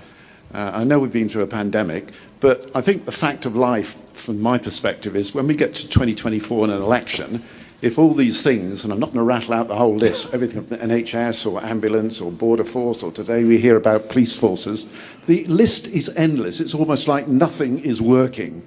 And whoever is Prime Minister, I think will get booted out in 2024 unless there are major improvements. And I think that'll just be a fact of life, because people will say, we need to change, because the phrase used to be Labour wasn't working. Actually, it was a great slogan of ours some years back. I think probably Keir Starmer and co will be able to demonstrate that the Tory government is not working, because so many of these things will still be below standard. Now, what are you going to fix it? And I'm not talking about highfalutin ideas. I'm talking at the coal face, where delivery counts. Well, sir, you could talk about it. I'm going to focus on one thing, because it's probably the most important, and that's the NHS.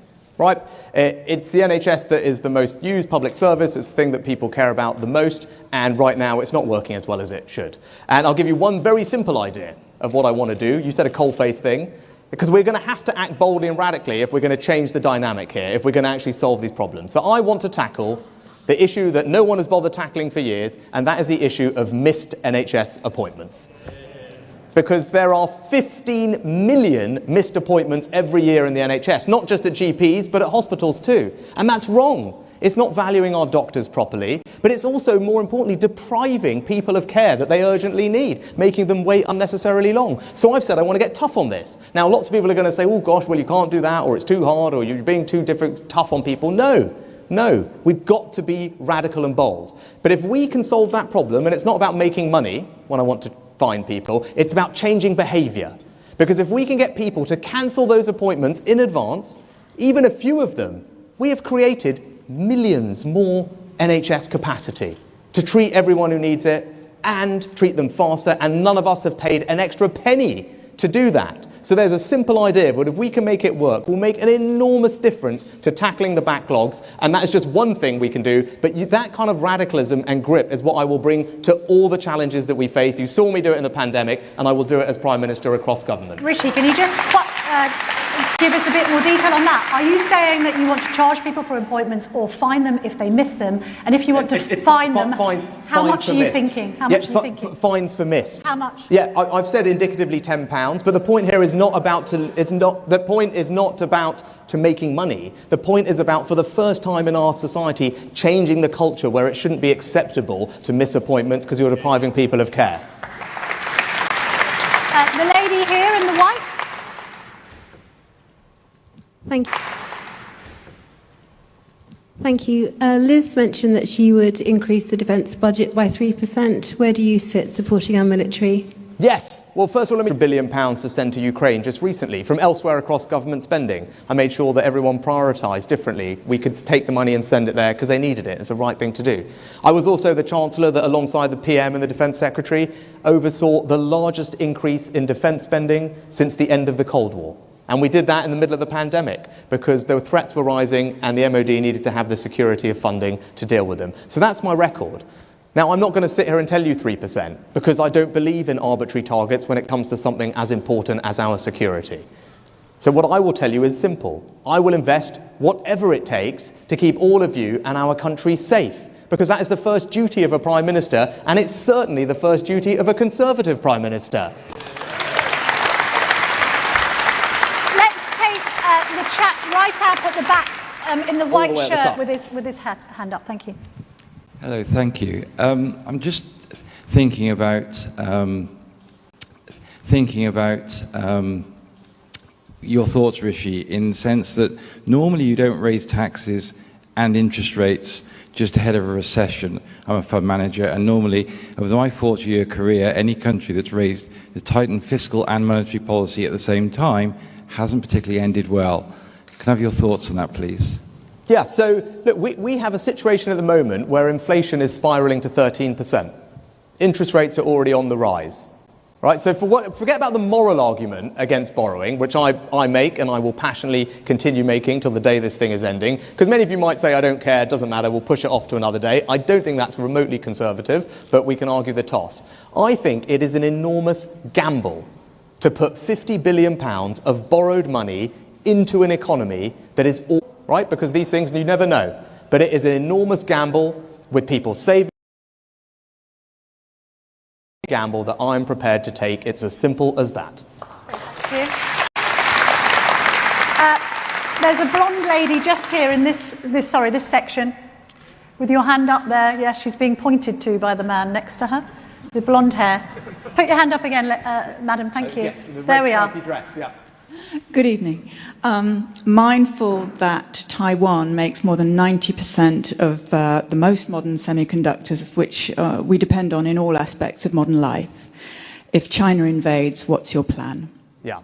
So, look, first of all, we need to make sure that we continue supporting our allies in the region. And there's lots of different ways we can do that to act as a deterrent to China, one of which we recently did when we sent our aircraft carrier to the region.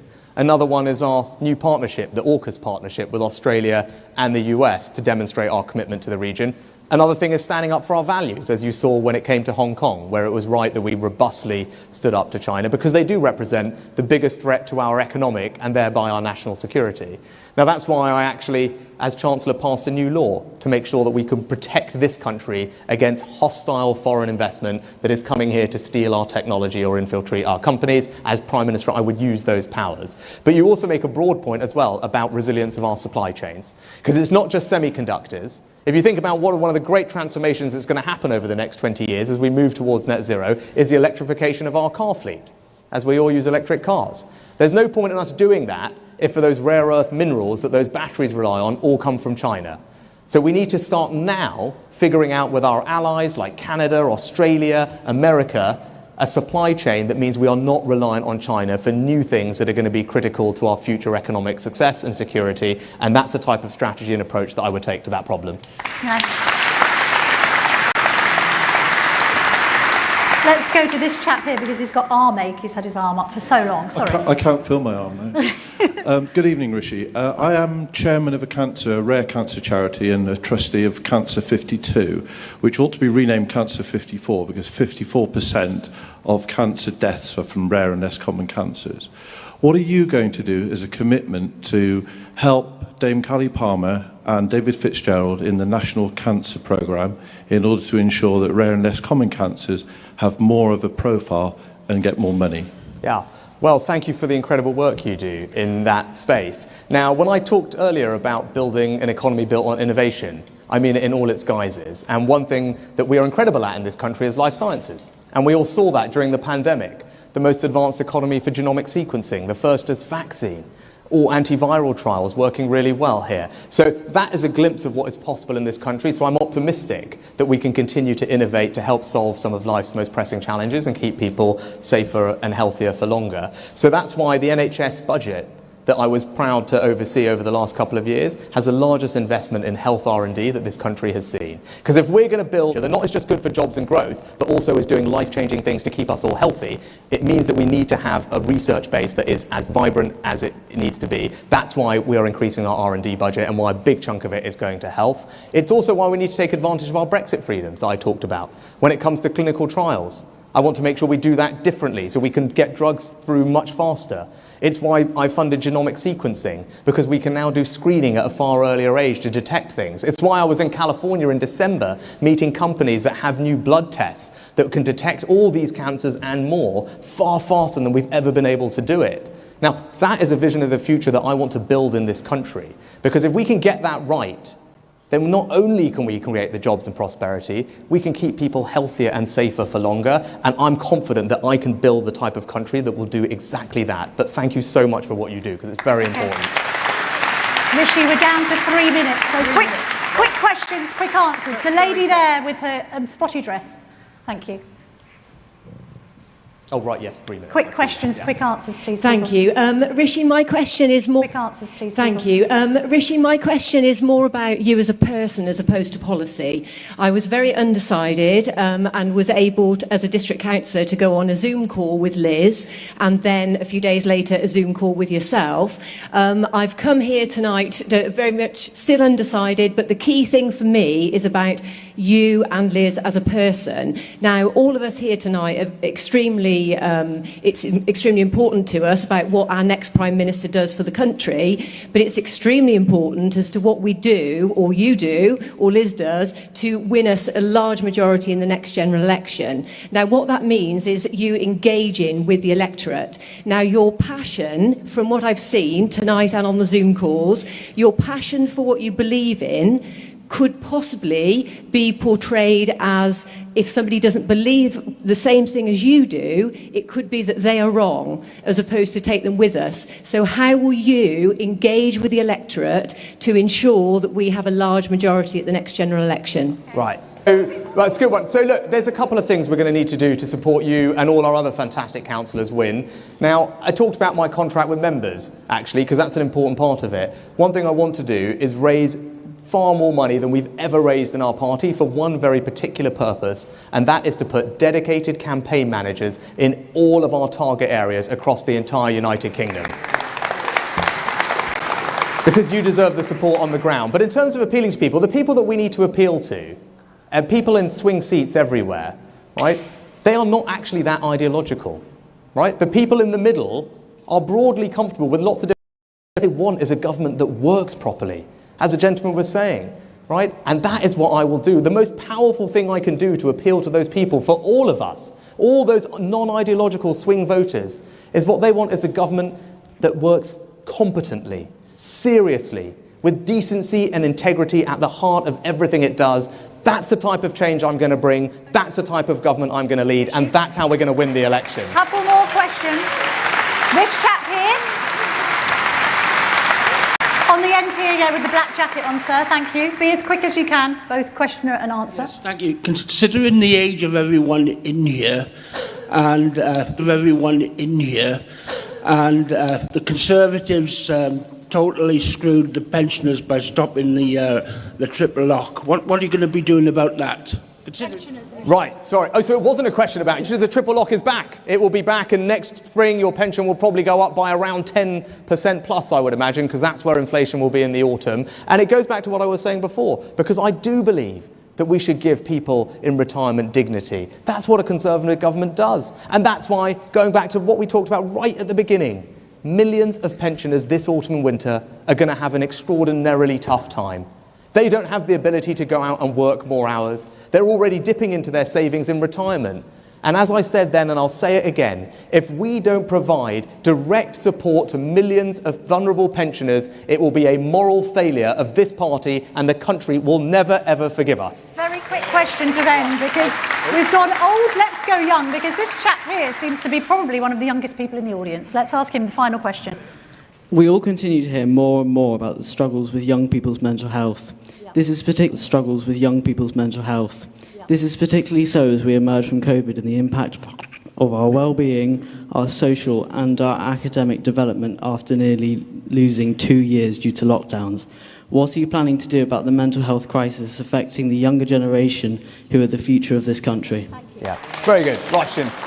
Look, I have 2 young girls, they're 9 and 11. I'll tell you one very specific thing we have to do is, look, like many of you in this room as parents and grandparents, you know, my eldest one has got her iPad, she's about to start doing things on her own, and I am quite frankly petrified about what she's going to see and read and be exposed to online. And it is clear that it is an enormous cause of mental health challenges for young, particularly girls. And so what I want to do is make sure that we quickly pass a new law in Parliament that we've been working on that puts a much tighter obligation on big digital companies to police the online world in exactly the same way as we would police the world that we walk around in. Because there is nothing more precious than our children and young people's innocence. They should not be denied that right. And I, first and foremost, not as Prime Minister, as a dad, will make sure that we do that. So bring back the online safety bill. Yeah, brilliant, perfect.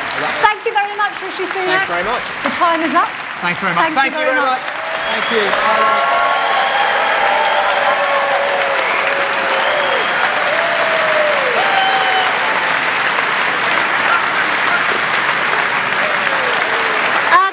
There we have it, ladies and gentlemen. Very quick show of hands. Has anyone come in here wanting to support one and change their minds? Put your hand up if you've changed your mind. Anyone switched?